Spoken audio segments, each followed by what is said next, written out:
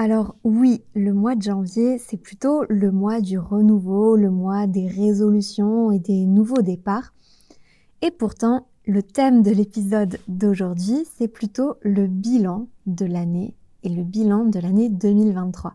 En fait, la conversation que vous allez écouter aujourd'hui, je l'ai enregistrée avec ma maman en décembre 2023 et c'était le moment pour nous de faire un peu le bilan de l'année. Et on va revenir ensemble sur les faits d'actualité, les événements importants qui se sont passés en 2023. On va parler principalement de 3 événements. Le premier, c'était la réforme des retraites en France. C'était un gros projet de loi très important qui a provoqué beaucoup de manifestations en France. Le deuxième événement, ou plutôt le deuxième changement, c'est l'importance qu'a pris l'intelligence artificielle dans nos vies, principalement en 2023. Et enfin, pour terminer, on est revenu sur le concours des Miss France qui a lieu tous les ans au mois de décembre. Salut. Bienvenue dans un nouvel épisode de French Mornings, le podcast. Cet épisode, il est très spécial puisque la conversation avec ma maman que vous allez entendre aujourd'hui, elle fait partie de mon nouveau cours Objectif français niveau B2. Et je suis super contente de vous annoncer que les inscriptions sont ouvertes. C'est le cours qui va vous permettre de passer à « je peux avoir des conversations assez basiques en français » à « parler français est devenu une seconde nature ». La base des leçons du cours, ce sont des conversations que j'ai avec des membres de ma famille ou bien des amis proches. Et ensuite, on analyse toutes ces conversations, on décortique la prononciation, on récupère les expressions et le vocabulaire pour en faire des leçons. Ça vous permet d'entendre comment est parlé le français dans la vraie vie. Ce sont des conversations authentiques. Et si vous êtes déjà élève de mes cours A2 et B1, vous avez déjà l'habitude de mes jeux de rôle qui sont aussi dans Objectif français niveau B2. Dans ces jeux de rôle, on a une conversation ensemble comme si on était 2 amis autour d'un café. Ça vous permet vraiment de vous entraîner à utiliser des structures de phrases et à répondre avec plus de spontanéité pendant les conversations. Pour l'offre de lancement, il y a une promotion spéciale de moins $130, c'est le prix le plus bas auquel est le cours. Attention, les inscriptions se terminent le 31 janvier, ce sera vraiment le dernier jour. Pourquoi est-ce que les inscriptions vont fermer? C'est simplement pour pouvoir avoir l'avis des premiers élèves de la première inscription. On va prendre en compte, moi et mon équipe, les commentaires, les retours des élèves pour pouvoir améliorer le cours le plus possible et qu'ils répondent totalement à vos attentes. Voici donc la conversation du module numéro 3 du cours niveau B2.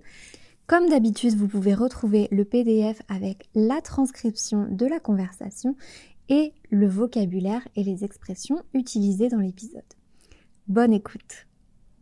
Salut tout le monde, on se retrouve aujourd'hui pour une nouvelle conversation qui est uniquement au format audio. Donc ça va être peut-être un petit peu plus difficile à comprendre pour vous, mais concentrez-vous bien, je suis sûre que ça va aller. Pour cette conversation, j'ai demandé à ma mère de discuter avec moi et on va parler des principaux sujets d'actualité de l'année 2023. Alors pour commencer, est-ce que tu veux te présenter un petit peu aux élèves qui nous écoutent? Bonjour à tous, je suis donc la maman d'Elisa. Je suis professeure des écoles depuis très longtemps et donc j'enseigne à des petits, je leur apprends à lire en fait. Voilà, je suis très contente de participer à cette émission. Alors, pour commencer, on va dire globalement, qu'est-ce que tu as pensé, toi, de l'année 2023 en termes d'actualité? Est-ce que tu as trouvé que c'était une année où il s'est passé beaucoup de choses? Est-ce que c'était plutôt positif, plutôt négatif? J'ai pas trouvé ça très positif parce que franchement, on a eu la guerre en Ukraine qui nous a déjà pesé beaucoup. Et puis là, en fin d'année, il y a eu de nouveau la guerre avec la Palestine, entre la Palestine et Israël. Donc je pense que ça a été quand même des choses très pesantes durant cette année. Donc est-ce que c'était une année positive? Non, parce que justement on a l'impression que ça commence à devenir un peu chaud partout. Donc je dirais pas très positive. Ouais, je suis assez d'accord. Moi, c'était une année qui était plutôt positive pour moi personnellement, mais objectivement, en termes d'échelle mondiale, c'était plutôt négatif. Alors moi, je dirais la même chose pour moi. C'est-à-dire, personnellement, ma situation est tout à fait correcte, tout va bien. Mais quand je vois ce qui se passe dans le monde, c'est vrai qu'on est assez inquiet finalement, oui. Et donc pour cette conversation, on va essayer justement d'éviter les sujets un peu pesants et les sujets un peu plus lourds. On va parler de sujets plutôt légers ou moyennement légers. J'ai essayé de faire une petite sélection et on va revenir sur trois éléments, sur trois sujets d'actualité qui se sont déroulés en 2023 et tu vas me dire un petit peu ce que t'en penses à chaque fois. Donc le premier sujet que j'ai sélectionné, c'est le projet ou la réforme des retraites, puisque maintenant c'est plus un projet, c'est une loi qui est vraiment passée. Et donc pour vous expliquer un petit peu le contexte, en début d'année 2023, pendant plusieurs mois, il y a eu un projet de loi qui voulait faire un grand changement au niveau du départ à la retraite des Français. Donc la retraite, c'est quand on arrête sa carrière, quand on ne travaille plus. Et le changement principal, c'était que au lieu de partir à la retraite à 62 ans minimum, maintenant, il faudrait en avoir 64. Est-ce que j'ai bien résumé ? Oui, c'est ça, et c'est vrai que c'était quand même quelque chose de difficile à accepter, parce qu'on est quand même passé de 62 à 64, 2 ans de plus, c'est beaucoup quand on a cet âge-là. Et moi-même, je suis impactée, donc ça ne m'arrange pas du tout, c'est vrai. Et donc, toi, t'es plutôt pour ou plutôt contre, tu dirais ? Ah mais tout à fait contre, hein, parce que je pensais m'arrêter à 62 ans, donc c'était déjà, dans ma tête, c'était déjà fait comme ça. Et finalement, je m'aperçois que je vais devoir faire, alors, ça sera pas tout à fait 64 pour moi, parce que comme je suis déjà âgée, et que c'est quelques mois à chaque fois, selon les années qui arrivent, moi, je vais devoir faire une année supplémentaire. Donc, au lieu de m'arrêter à 62 comme prévu, je vais donc m'arrêter à 63 ans. Évidemment, j'aurais préféré m'arrêter à 62. Mais bon, évidemment, on n'a pas le choix, donc voilà, on est obligé d'accepter. Mais je pense que finalement, quand les années où on prend de l'âge, c'est vrai que ça devient compliqué. Une année supplémentaire, ça compte beaucoup. Donc évidemment, ça me plaît pas beaucoup ce changement. Ça me plaît même pas du tout. Ouais, tu dis que c'est pas la même chose de travailler une année de plus quand on a 25 ans et une année de plus quand on en a plus de 60. Alors c'est pas du tout la même chose, parce que d'année en année, on se rend compte qu'il y a des choses qu'on fait moins bien, qui prennent plus de temps, et puis quelquefois on n'est pas trop sûr on n'est plus très sûr de ce qu'on fait, quelquefois on a peur d'avoir fait une erreur, et je pense que ça se sent, et je pense que d'année en année, ça se ressent de plus en plus. Et que finalement arrêter à 62, c'était bien. Et moi, je regrette beaucoup de ne pas m'arrêter à 62. Et également de pouvoir profiter d'être encore en bonne santé pour pouvoir faire beaucoup de choses après la retraite. Or là, on se dit que les années supplémentaires, c'est des années où finalement on n'aura pas profité autant qu'on l'aurait souhaité.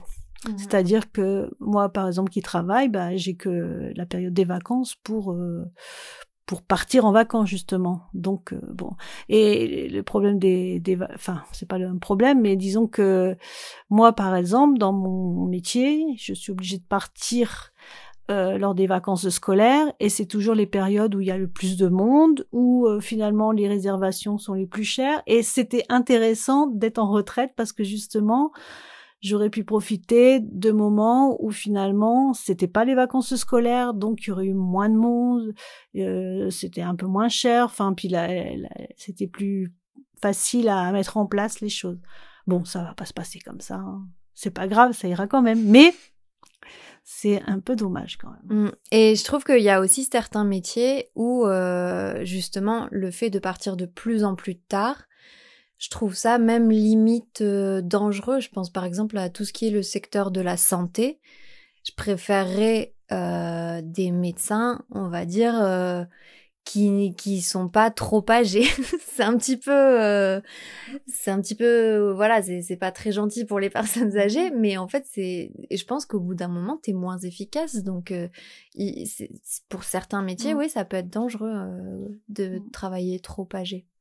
Oui, tout à fait. Et en plus, il y a des métiers. Alors, il y a d'abord les métiers, comme tu dis, où finalement, on pourrait estimer qu'il est un peu dangereux pour certains de travailler tard. Par exemple, les pilotes d'avion, par exemple, ceux qui conduisent les trains. Enfin, je trouve que c'est toujours un peu embêtant. Et c'est vrai que c'est compliqué à ce niveau-là. Mmh. On va passer au deuxième sujet d'actualité dont je voulais te parler. C'est pas vraiment un sujet, c'est pas vraiment un événement, mais c'est plutôt un changement que j'ai remarqué cette année et qui a pris beaucoup d'ampleur.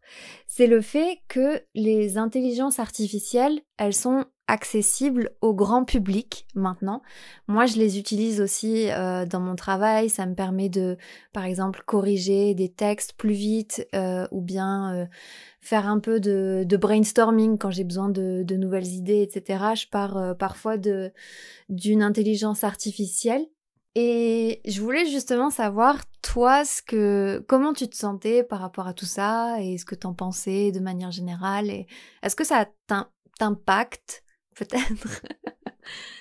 Bon, alors moi, pour l'instant, je me sens pas impactée parce que je ne veux pas l'être non plus. Donc pour l'instant, je peux pas dire que je me préserve, mais je m'en soucie pas trop. Mais je me rends compte que on va pas pouvoir y couper. Donc évidemment, par exemple, ChatGPT, ça sera quelque chose qui va être énorme dans peu de temps. Et je pense, moi, qui travaille dans l'éducation nationale, je me dis quelquefois, je me demande si nous, on sera encore utile, parce que finalement, ça pourra faire... je pense qu'on sera... il faut de l'humain partout. Donc évidemment, on sera encore là. Mais c'est vrai que quelquefois, ça fait un peu peur, parce qu'on se demande finalement où seront les limites. Et la limite, pour l'instant, elle semble très très loin. C'est-à-dire, on s'aperçoit que finalement, c'est énorme ce qui est en train d'arriver à tous les niveaux. Donc, on se rend compte que c'est quelque chose d'énorme qui arrive, et en même temps, on ne sait pas trop comment ça sera utilisé, à bon escient, à moyen escient, on ne sait pas trop. Donc, j'espère que ça se passera bien. Est-ce que ça te rappelle le moment où tout le monde a commencé à utiliser Internet, par exemple ? Parce que moi, j'étais petite, j'avais 10 ans, je m'en rappelle pas vraiment. En fait, j'ai commencé pendant toute mon adolescence, déjà, j'utilisais Internet de plus en plus chaque année parce que ça s'est développé. Mais toi, t'as vécu plus longtemps sans. Est-ce que ça te rappelle un peu ce moment de bascule ou c'est autre chose ? Non, ça rappelle ça. Parce que c'est vrai qu'il a été un moment où on commençait à entendre des gens qui disaient j'ai fait ça avec Internet, je suis allée, et on se disait mais comment c'est possible, on était vraiment étonnés de tout. Et mon mari, il utilisait beaucoup l'ordinateur. Moi, j'avais des occupations ménagères, on va dire, donc je pouvais moins m'y intéresser. Et finalement, je trouve que je me suis laissée un peu dépasser, et je suis contente après d'avoir rattrapé un petit peu finalement le temps que j'ai perdu au début. J'aurais dû m'y mettre dès le début. Et là, je suis en train de me dire que si jamais l'intelligence artificielle finalement prend énormément de place, et ce qui va arriver, je serais contente de m'y mettre de suite. De pas me laisser avoir un peu comme avec les débuts d'Internet, où finalement je me contentais de demander aux autres comment il fallait faire, de faire par les autres, en me disant moi j'ai pas le temps de m'y intéresser pour l'instant. Et finalement, au bout d'un moment, on se réveille et on se dit il serait peut-être temps de se débrouiller seul devant tout ça.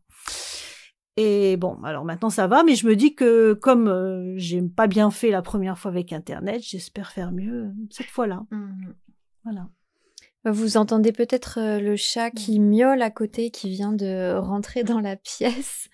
Mais l'avantage de l'intelligence artificielle, je trouve que c'est déjà beaucoup plus accessible techniquement que quand Internet a commencé, où les ordinateurs, ils étaient déjà un peu moins accessibles. Parce que nous, on est vraiment partis de zéro. C'est-à-dire que moi, je me souviens très bien, Quand mon frère, au tout début, il avait vraiment, c'était même pas des ordinateurs, hein, c'était des espèces de consoles de jeux qui faisaient des choses et on comprenait pas très bien comment on comprenait pas très bien à quoi ça pouvait servir à part faire quelques jeux qui étaient très très basiques. Et puis finalement, tout d'un coup, c'est arrivé assez très rapidement quand même. Et il fallait y foncer de suite. Mais bon, moi, je sais pas mon truc non plus vraiment l'informatique, mais il y en a qui s'y sont mis de suite et qui se sont rendus compte de l'ampleur que ça pouvait prendre. Du potentiel. Et je pense que ChatGPT, peut-être qu'on se rend pas bien compte encore, nous, de ce qui va arriver. Parce qu'on sait pas ce qui va exister. Donc, tant qu'on sait pas, voilà. Les ordinateurs, c'était la même chose. Jamais on aurait pu imaginer qu'on aurait pu avoir un ordinateur personnel, qu'on aurait pu faire tout ce qui est possible, de pouvoir se connecter dans le monde entier. C'était inimaginable à l'époque. Et maintenant, c'est la norme. Et c'était donc inimaginable à l'époque, mais peut-être que tout ce qui est intelligence artificielle, c'est inimaginable maintenant. Donc, on est devant un peu le vide, là. Enfin, c'est pas le vide, au contraire. C'est quelque chose qui est très plein et il faudra regarder. Voilà. Ouais. Mais oui, moi je pense que ça va être une grosse révolution et j'ai hâte de voir comment ça va tourner. Et ce qui est marrant aussi, c'est qu'on a du mal à imaginer comment c'était avant. Enfin, par exemple, moi je me souviens plus très bien de comment c'était avant en fait, sans internet, sans les messages, sans WhatsApp, ça me paraît loin en fait.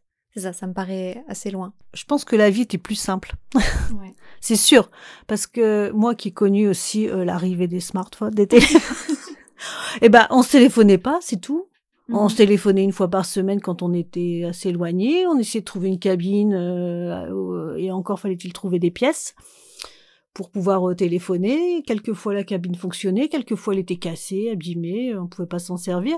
Et on disait cette semaine je t'ai pas appelé parce que j'ai pas trouvé de cabine pour t'appeler et tout allait bien. Là, on s'envoie des messages sans arrêt. Enfin, c'est incroyable ce qu'on fait avec le téléphone.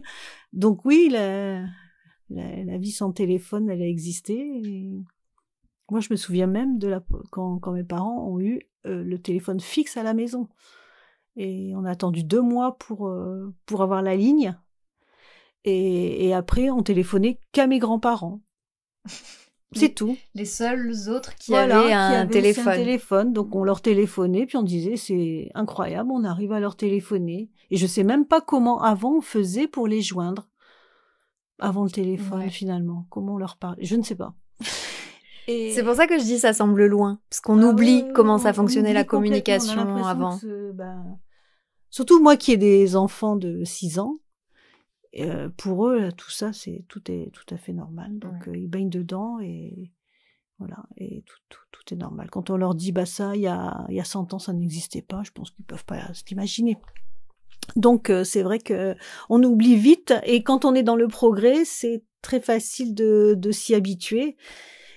Et bon, il faudrait pas non plus qu'il y ait un problème avec le progrès, quoi. Il faudrait que ça continue parce que sinon ça serait difficile de s'en passer. Mais tant que ça n'existe pas et qu'on ne sait pas ce qui peut arriver, ça ne nous manque pas. Parce que moi je vois dans les années 80, on n'avait absolument pas tout ça et tout allait bien. Et t'en avais pas besoin. Pas du tout. On se sentait pas en manque de quoi que ce soit. Au contraire, on voyait le progrès arriver, on se disait tiens, un jour on aura peut-être. Moi, je me souviens qu'un jour mon mari a acheté un téléphone portable. J'étais très étonnée qu'il en achète un. Et je lui disais mais à qui tu penses téléphoner avec ce téléphone portable? Et finalement, voilà. Mais à l'époque, on n'avait pas de téléphone et on n'en avait pas besoin. Maintenant, c'est tout, le téléphone. C'est tout. C'est une extension de l'être humain, le téléphone. C'est une extension de soi-même, c'est terrible. Alors, pour terminer, on va parler d'un dernier événement. Et ça, c'est un événement d'actualité qui a eu lieu au mois de décembre. Et c'est l'élection de Miss France. Alors, pour vous raconter un petit peu, donc le concours des Miss, il a lieu chaque année en France au mois de décembre. Peut-être que c'est la même chose dans d'autres pays, je sais pas. Et cette année, c'est Miss Pas-de-Calais qui a été élue. Tout à fait, Miss Pas-de-Calais. Donc c'est Miss Pas-de-Calais qui a été élue. Le Pas-de-Calais, c'est une région du nord de la France. C'est un département même du nord de la France. Et il y a eu une espèce de polémique un petit peu. Bon, en même temps, tous les ans, les gens donnent leur avis sur le physique des participantes, etc. Si ça vous intéresse, je vous en dirai un petit peu plus dans le cours. Mais globalement, moi, ma question principale, c'était plutôt d'avoir ton avis. Est-ce que tu penses que c'est un concours qui a encore lieu d'être aujourd'hui? Est-ce que c'est encore justifiable, d'une manière ou d'une autre, de faire un concours comme celui-là? Alors franchement, moi je pense que c'est appelé à disparaître. Je pense que là, on vit les derniers Miss France. Et je pense que dans quelques années, il y aura plus de concours Miss France parce que ça sera insupportable pour beaucoup de femmes. Parce qu'on peut pas être réduit non plus rien qu'à son physique. Alors ils essayent de faire une Miss France un peu plus intelligente, enfin qui est censée répondre à certaines questions d'actualité, des choses comme ça. Mais moi je pense que c'est appelé à disparaître. Après la polémique sur la Miss France de cette année. Bon alors moi franchement je suis pas beaucoup intéressée. Alors, j'ai cru comprendre qu'elle avait les cheveux courts et que ça plaisait pas à certains. Alors ça m'a semblé mais vraiment d'un ridicule. Enfin, c'était complètement ridicule. Après on a dit qu'elle avait pas trop de forme, bah peu importe. Enfin l'essentiel c'est que ce soit quelqu'un de bien. Mais moi je pense que franchement dans quelques années on n'en parlera plus. Tu penses que c'est une échelle de combien d'années? Dans 5 ans, on fait plus. Ah ouais? Moi je pense que parce que les femmes elles veulent plus être réduites à tout ça. Et je pense que c'est les derniers Miss France qu'on aura. Peut-être que ça sera autre chose. J'espère peut-être même que ça soit autre chose. Que ça soit basé par exemple sur la femme de l'année qui a fait quelque chose d'extraordinaire dans l'année ou voilà. Ça serait bien, mais que ça soit plus une question d'esthétique parce que c'est pas ce qui compte. Ce qui compte c'est d'avoir découvert quelque chose, d'avoir aidé les gens, d'avoir voilà. Et je pense que ça soit une femme de 25 ans ou de 40 ans, ben voilà, c'est ce qui compte, c'est pas l'esthétique, c'est ce qu'elle a fait de sa vie et en quoi elle a pu aider l'humanité presque. Voilà, parce que il y a eu des femmes quand même qui ont aidé l'humanité, qui sont peut-être qu'on a moins valorisé que certaines, alors que finalement c'est des gens qui auraient. Moi, je pense à Marie Curie par exemple. Marie Curie, elle aurait été élue Miss France. Miss France. Quoi qu'elle soit, elle était d'origine polonaise, hein, mais mariée à un Français. Mais bon, moi, je suis je suis un petit peu plus pessimiste que toi. Je pense que dans 10 ans, peut-être, ça aura disparu. Mais en tout cas, j'ai l'impression qu'il y a quand même ce côté plaisir coupable chez beaucoup de personnes qui regardent l'émission en se disant... même si dans ma vie de tous les jours je suis féministe, je regarde Miss France parce que c'est une soirée où on va rigoler avec les copains et on met ça à la télé et en fait tout le monde critique mais personne tu vois, il y a un petit peu ce côté télé-réalité un peu, plaisir coupable de télé-réalité. C'est ce que j'ai vu un peu sur internet, c'est-à-dire on voyait des gens qui étaient avec leurs vieux t-shirts et leurs vieux pyjamas dans des canapés en train de boire un coca et en ayant 10-30 kilos et de critiquer les Miss France, quoi. C'était trop drôle. Bah ouais. On voyait ça, c'était humoristique, hein. Mais c'est vrai que bon, c'est un côté assez comique de se dire, allez, on va vraiment critiquer, enfin, des femmes qui sont parfaites, hein.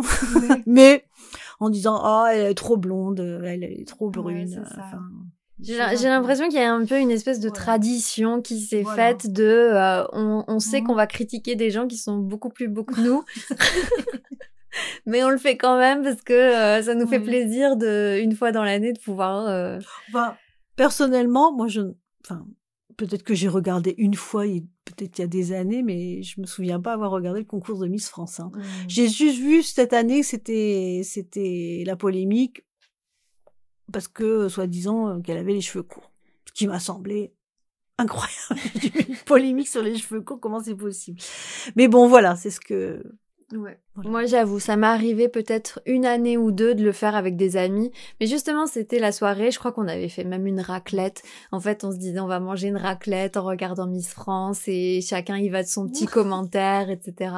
Là, dernièrement, non. Je pense que les 3 dernières années, j'ai pas regardé. Mais pour parler justement de l'existence du concours, moi, je serais curieuse de savoir s'ils arrivent à recruter beaucoup de participantes. Et aussi, est-ce que toi, tu comprends qu'il y ait certaines personnes qui aient toujours envie d'y participer? Parce que si personne avait envie de le faire, ça n'existerait plus. Mais là, le fait est que y a toujours des gens qui ont... Enfin, des filles qui ont envie d'y aller. Oui, je peux comprendre hein, qu'on ait envie de se montrer parce qu'on est parfaite, etc. Mais je trouve que c'est pas... L'intérêt d'être une femme, c'est pas ça. L'intérêt d'être une femme, c'est d'avoir fait quelque chose de sa vie, d'avoir découvert quelque chose. Bon, pourquoi pas si c'est une belle femme, pourquoi pas, mais je vois pas l'intérêt, en fait. Je trouve que en plus, le fait que ça soit un concours, de toute façon, on peut pas dire elle est plus belle qu'une autre, c'est des personnes différentes, donc, voilà. On peut pas juger en disant c'est elle la plus belle, ça n'existe pas, ce genre de concours, de choses. Ouais. On peut pas dire, ça dépend des personnes, ça dépend aussi des pays. Je pense que la beauté n'est pas la même d'un pays à un autre. Quelquefois, il y a des gens beaux, mais ils sont tellement désagréables qu'ils nous semblent même plus beaux. Mais voilà, moi, je trouve que juger les gens sur la beauté, bon, pourquoi pas comme ça pour s'amuser, voilà. Mais c'est le fait que ça soit un peu officiel, que ça prenne un peu d'importance, c'est assez ridicule. Oui, c'est vrai qu'à l'échelle où c'est représenté, voilà. Le fait... Si ça avait été un concours de village... Oui, bon, voilà, c'est amusant. C'est plutôt marrant, mais là... Que ça soit amusant, voilà. Vu les proportions que ça prend, c'est vraiment trop pour ce que ça représente. Bon, bah, je pense qu'on a terminé. Oui, j'étais contente de pouvoir participer à ton émission. C'était intéressant de donner un peu son avis sur des choses de l'année. Voilà. Est-ce que, pour terminer, une dernière question, est-ce que tu dirais que les Français, ils ont tendance à avoir un avis sur tout? Alors, oui. Alors, je pense que les Français ont un avis sur tout, en général. Ah ouais? Ouais, je pense. Quitte à dire n'importe quoi, mais à donner quand même son avis. Et quitte à être un peu de mauvaise foi, parfois? Voilà, tout à fait. Je sais pas qui tu vises, mais... Non, c'est pas toi. Mais oui, je pense que les gens aiment bien, voilà. Après, moi, là où je travaille, j'ai l'impression que c'est une espèce d'ambiance, de cohérence tacite. On parle pas de sujets qui peuvent être délicats, là où je travaille. Voilà. Et je pense que quand on parle de sujets délicats, c'est toujours embêtant parce que t'as peur de t'embrouiller avec les gens que t'aimes bien. Oui. Et que ça peut vite partir en live, surtout que les sujets actuels sont pas très drôles avec la guerre de Gaza, l'Ukraine. On a vite des avis très tranchés et puis en donnant son avis, quelquefois, on est peut-être un peu raide par rapport à ce que pensent certains. Et donc, bon, c'est vrai que donner son avis, c'est bien, mais il faut essayer de rester un peu diplomate parce que sinon, ça peut vite partir. Vu le contexte actuel, ça peut vite partir dans des situations embarrassantes. Ouais, je suis assez d'accord. Je trouve que les gens, ils ont facilement un avis pour tout et qu'il y a peu de personnes qui osent dire, bah moi, je sais pas, je suis pas un expert de la situation ou... peu importe, peut-être que je suis neutre, peut-être que j'ai pas d'avis. Les gens, globalement, veulent s'exprimer sur des choses qui parfois les concernent pas trop. Il y a des gens qui n'y connaissent rien et qui ont un avis et des avis bien tranchés, alors que quelquefois, si on n'a pas une petite base en histoire ou une petite base, surtout en histoire, parce que on oublie vite, et quelquefois on a un avis puis on se dit, attends, tu te souviens de ça? Ah ouais, voilà. Donc je pense que avoir un avis sur tout, c'est bien, mais bon, il faut savoir se modérer. Et puis surtout, Quand on a un avis, il faut savoir avoir un peu de base sur quoi on peut réfléchir, parce que finalement, on peut s'embarquer dans des choses et après se dire bon, j'aurais pas dû dire ça parce que finalement, je me suis renseignée, c'est pas ça du tout. Donc, il vaut mieux y aller doucement en regardant un petit peu les choses avec recul. Non, mais avec recul et surtout s'intéresser à l'histoire, parce que je pense que l'histoire fait que on comprend certaines choses et que les choses sont moins blanches ou noires, et que justement il faut avoir une petite base de culture pour pouvoir avoir un avis. Et parfois, j'allais dire tourner 7 fois sa langue dans sa bouche avant de parler. Oui, c'est une expression qui veut dire qu'il faut bien prendre le temps de réfléchir avant de parler et voir si ce qu'on a à dire est constructif ou pas. C'est vrai. Ouais. Tout à fait. Bon, merci beaucoup de nous avoir écoutés. J'espère que cette conversation vous aura plu, que vous la trouverez intéressante et que vous saurez maintenant un peu plus comment donner votre avis sur des sujets d'actualité. Merci encore une fois d'avoir été au rendez-vous pour cet épisode. Je vous rappelle que les inscriptions pour Objectif Français niveau B2 se terminent le 31 janvier 2024. Pensez à vous inscrire maintenant pour pouvoir profiter de l'offre de lancement de moins $130 sur le prix final. Et n'oubliez pas aussi de télécharger le PDF de cet épisode disponible dans le lien en description. Et je vous dis à très bientôt.